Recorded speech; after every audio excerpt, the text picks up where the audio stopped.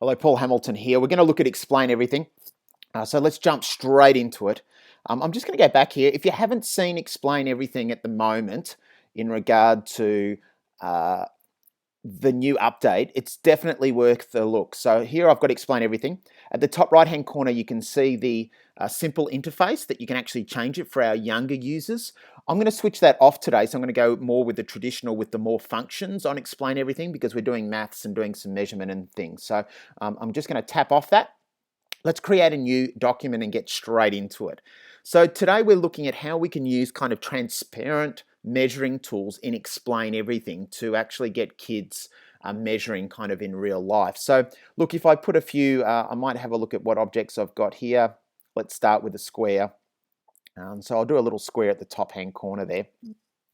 And now what we're going to do is bring in a transparent protractor so that kids can actually measure angles and write and so forth. So if I actually do a quick Google search and type in protractor PNG file, the first one that comes up looks a little bit like this. Now that checkered background means a transparent PNG kind of file. So I'm going to hold my finger down on that and I'm just going to save that image to my camera roll.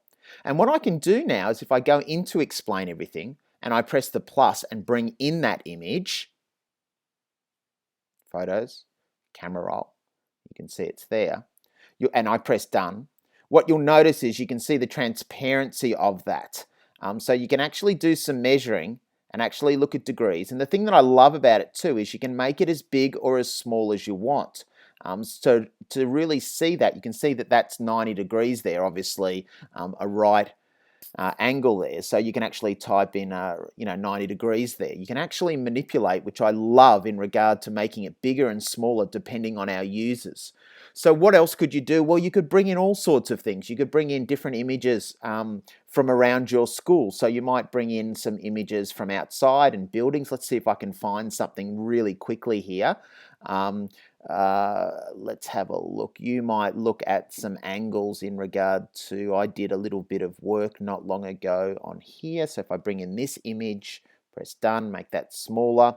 We might do some measuring. And by the way, you can press the I, tap on the protractor and make sure that you arrange that and bring forward, because what you want to do obviously is you want to actually put it over the top of different things. So what I might do is actually move this bit here on the eye. I might say arrange that and send it right to the back so that I can then use my protractor over the top. So if I was measuring different angles and different things within the picture, I could actually do that. So it's a really, really good way. You can find transparent PNG files for rulers as well.